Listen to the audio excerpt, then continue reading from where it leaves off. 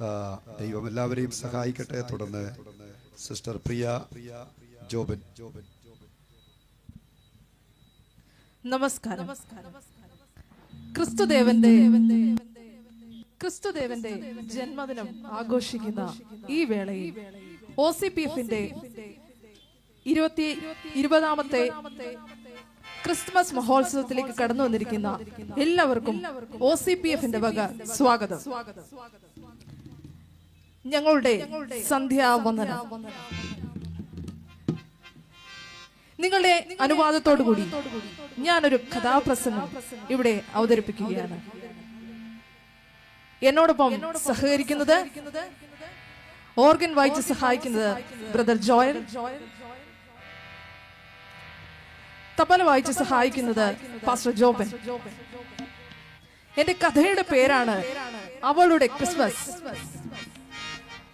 സഹൃദയരെ, ഈ കഥ നടക്കുന്നത് അങ്ങ് ദൂരെ പാശ്ചാത്യ സംസ്കാരത്തിന്റെ നെറുകയിൽ നിൽക്കുന്ന അമേരിക്കയിലോ ആസ്ട്രേലിയയിലോ അല്ല.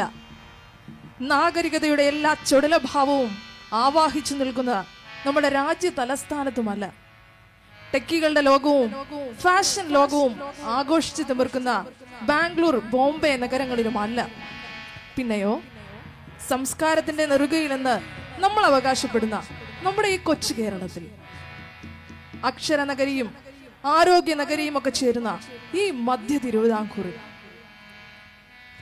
ആ നീലക്കണ്ണുള്ള ഇടതൂർന്ന മുടികളുള്ള പാറിപ്പറന്ന് നടക്കുന്ന പെൺകുട്ടി, അതായിരുന്നു അവളെ പറ്റിയുള്ള ഇൻട്രൊഡക്ഷൻ. ന്യൂജൻ ഭാഷയിൽ പറഞ്ഞാൽ ബയോ. ആരും ഒന്ന് നോക്കിപ്പോകും അവളുടെ ആ പ്രസരിപ്പും ചടുലതയും ഒക്കെ. ചിത്രശലഭത്തിനൊത്ത പോലെ അവൾ, ചിത്രശലഭത്തിനൊത്ത പോലെ അവൾ പാറിപ്പറന്നു വിദ്യാലയമാകവേ. ചിത്രശലഭത്തിനൊത്ത പോലെ അവൾ പാറിപ്പറന്നു വിദ്യാലയമാകവേ. വ്യത്യസ്തയാണവൾ, ആകൃഷ്ടയാണവൾ, ആരും കൊതിക്കുന്ന പേടമാൻ പോലവേ. വ്യത്യസ്തയാണവൾ, ആകൃഷ്ടയാണവൾ, ആരും കൊതിക്കുന്ന പേടമാൻ പോലവേ. കൂട്ടുകൂടാൻ ആളുകൾ ക്യൂവിലാണത്രേ. ഇവളുടെ ബെസ്റ്റി ആയിരിക്കാൻ ആരും ഒന്ന് ആഗ്രഹിച്ചു പോകും. ചിത്രശലഭത്തിനൊത്ത പോലെ അവൾ പാറിപ്പറന്നു വിദ്യാലയമാകവേ. ചിത്രശലഭത്തിനൊത്ത പോലെ അവൾ പാറിപ്പറന്നു വിദ്യാലയമാകവേ. അവളൊരു നാടൻ പെണ്ണായിരുന്നു. നാട്ടിൻപുറത്തിന്റെ നിഷ്കളങ്കതയും നേരുമൊക്കെ ഒറ്റ നോട്ടത്തിൽ തന്നെ അവളിൽ ആർക്കും കാണാമായിരുന്നു. വേനലും മഞ്ഞും മഴയുമായി കാലം പതുക്കെ കടന്നു പോയി. വേനലും മഞ്ഞും മഴയുമായി കാലം പതുക്കെ കടന്നു പോയി. വേനലും മഞ്ഞും മഴയുമായി കാലം പതുക്കെ കടന്നു പോയി. ഫസ്റ്റ് ഇയറിലും സെക്കൻഡ് ഇയറിലും ജസ്റ്റ് ഫ്രണ്ട്സ് ആയിരുന്നവരൊക്കെ തേർഡ് ഇയർ ആയപ്പോൾ കുറച്ചുകൂടെ അടുത്തു. അവരില്ലെങ്കിൽ അന്ന് ക്ലാസ്സിൽ എന്തോ ഒരു നിശബ്ദത പോലെ. അങ്ങനത്തെ ഒരു ദിവസം, അതായത് അവളുടെ ബെസ്റ്റി ആബ്സെന്റ് ആയ ഒരു ദിവസം. എടാ, നീ എന്താ ഇന്ന് ക്ലാസ്സിൽ വരാത്തത്? അവളൊരു വാട്സപ്പ് മെസ്സേജ് ടൈപ്പ് ചെയ്ത് അയക്കേണ്ട താമസം ഉടനെ തന്നെ റിപ്ലൈ വന്നു. എനിക്കൊരു ആക്സിഡന്റ്, കാലൊടിഞ്ഞു, ഹോസ്റ്റലിലെ കിടപ്പിലാണ്. അതപ്പോ ഞാൻ അറിഞ്ഞില്ലല്ലോ. അവളുടെ ബെസ്റ്റിയുടെ വേദന അവളുടെ വേദനയായി അനുഭവപ്പെട്ടു. വേഗം അവളൊരു വീഡിയോ കോൾ ചെയ്തു. കോൾ എടുക്കാൻ അല്പം ഒന്ന് വൈകി, എങ്കിലും അറ്റൻഡ് ആയി കേട്ടോ. നോക്കിയപ്പോ അവന്റെ ഇടയ്ക്കിടയ്ക്ക് കാണാറുള്ള കുറച്ച് ഫ്രണ്ട്സും ഉണ്ട്. എടി, ദേ ഇവന്റെ കാലൊടിഞ്ഞു, ഞങ്ങൾ അവനെ കാണാവുന്നതാണ്, നീ വരുന്നില്ലേ? അത് പിന്നെ അവളൊന്ന് പരിങ്ങി. അപ്പോൾ അവര് ബെസ്റ്റിയാണെന്നൊക്കെ പറഞ്ഞിട്ട് അവളുടെ ഉള്ളിലും ആ ചോദ്യം ഉണ്ട് കേട്ടോ. എന്നാലും അവനെ കാണാൻ ഞാൻ പോകണമല്ലോ, അവനെന്റെ ചെങ്ങാതിയല്ലേ, ബെസ്റ്റി. അടുക്കുന്തോറുമേറിയിടുന്നു സ്നേഹത്തിനുദാത്ത പ്രഭയാ. സുന്ദര സൗഹൃദ മുഹൂർത്തങ്ങൾ അടുക്കും തോറുമേറിയിടുന്നു സ്നേഹത്തിനുദാത്ത പ്രഭയാൽ സുന്ദര സൗഹൃദ മുഹൂർത്തങ്ങൾ.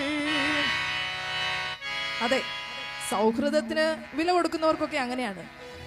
അടുക്കും തോറുമേറിയിടുന്നു സ്നേഹത്തിനുദാത്ത പ്രഭയാൽ സുന്ദര സൗഹൃദ മുഹൂർത്തങ്ങൾ, സുന്ദര സൗഹൃദ മുഹൂർത്തങ്ങൾ. എന്നാൽ അതൊരു ചതിയായിരുന്നു സഹൃദയരെ. നമ്മളുടെ നായിക ചെന്നുപെട്ടത് ഒരു ചതിക്കൂട്ടിലായിരുന്നു. അവൾ ചെന്നതും അവർ അവൾക്ക് രാസലഹരി കലർത്തിയ ജ്യൂസ് കുടിക്കാൻ കൊടുത്തതും അടുത്ത 4-5 മണിക്കൂർ അവളുടെ മാനം അവർ നശിപ്പിച്ചതും എല്ലാം മനസ്സിലാക്കാൻ അവൾക്ക് ഒരു 3 ദിവസം വേണ്ടി വന്നു. എല്ലാം നഷ്ടപ്പെടുന്നത് മനസ്സിലാക്കി അവൾ ജീവിതം അവസാനിപ്പിക്കാൻ തീരുമാനിച്ചു. സൗഹൃദം ഒരു നിധി പോലെ കാത്തു സൂക്ഷിച്ച അവൾക്ക് അതൊരു ഹാർട്ട് ബ്രേക്ക് തന്നെയായിരുന്നു. ഹോസ്റ്റൽ മുറിയിൽ ഒറ്റക്കിരുന്നവൾ അലറിക്കരഞ്ഞു. ഈ തെറ്റ് തിരുത്താനാവുന്നതല്ല എന്നവൾ തന്നോട് തന്നെ പറഞ്ഞു. വേണ്ട, ഇങ്ങനെ ഒരു ജീവിതം ഇനി വേണ്ട, അവസാനിപ്പിച്ചേക്കാം. ആത്മഹത്യ അത് തന്നെ മാർഗം. അവസാനമായി തനിക്ക് പ്രിയപ്പെട്ട തന്റെ അച്ഛന്റെ അമ്മയുടെ മുഖം, ആ ചിരിക്കുന്ന മുഖം ഒന്ന് കാണണം. നെഞ്ചു കലങ്ങിക്കരഞ്ഞു, നെഞ്ചു കലങ്ങിക്കരഞ്ഞു, അമ്മ തൻ ചൂടും അച്ഛന്റെ വാക്കും ഒരു വേള കൂടെ. നെഞ്ചു കലങ്ങിക്കരഞ്ഞു. ഓടിച്ചെന്ന പേഴ്സ് എടുത്തു. ഫോട്ടോ തപ്പുകയാണ്. ആദ്യം കയ്യിൽ തടഞ്ഞതൊരു പേപ്പറാണ്. വേഗം ചുരുട്ടിക്കൂടി ജനലിലൂടെ പുറത്തേക്കെറിഞ്ഞു. അതാ ജനലിന്റെ കമ്പിയിൽ തന്നെ തട്ടി ആ പേപ്പർ അവളുടെ മുഖത്തേക്ക്. ദേഷ്യം വന്ന് ഒരു തവണ കൂടി എടുത്ത് പുറത്തേക്കെറിഞ്ഞു. വീണ്ടും അത് മുഖത്തേക്ക്. ഇതെന്താ? അവൾ യാന്ത്രികമായി ആ പേപ്പർ തുറന്നു. ആദ്യം വായിച്ചത് നിങ്ങൾക്ക് സമാധാനം. ഇതൊന്നും വായിക്കാനുള്ള സമയം ഇതല്ല. വലിച്ചു കീറാൻ തുടങ്ങിയപ്പോൾ അടുത്ത പേജിലെ ഹെഡിങ് അവളിൽ ഒരു ആന്തൽ ഉളവാക്കി. ആത്മഹത്യ ചെയ്യരുതേ. ആരോ അവളോട് ഉറക്കെ ഉറക്കെ പറയുന്നത് പോലെ അവൾക്ക് തോന്നി. ഇതിപ്പോ ഞാൻ കേട്ടതാണോ അതോ ഞാൻ വായിച്ചതാണോ? ഇങ്ങനെ ഒരു ശബ്ദം ഞാൻ കേട്ടോ? ഇതിലെന്തോ ഉണ്ടല്ലോ. ആരോ തനിക്കെഴുതിയ ലെറ്റർ പോലെ ആ എഴുത്തുകൾ അവളെ സ്വാധീനിക്കാൻ തുടങ്ങി. സഹൃദയരെ, ആ പേപ്പർ വായിച്ചു തീർന്നപ്പോഴേക്കും അവളുടെ മനസ്സിൽ വലിയൊരു തിരമാല വന്നടിച്ച് തിരിച്ചു പോകുമ്പോഴുള്ള ശാന്തത അനുഭവപ്പെട്ടു. അതിൽ ഒരു പുസ്തകത്തെ പറ്റി പറഞ്ഞിരുന്നല്ലോ. അതെ, താനത് കണ്ടിട്ടുണ്ട്. തന്റെ റൂംമേറ്റിന്റെ ടേബിളിൽ ഒരു നീല പുറഞ്ചക്കട്ടയുള്ള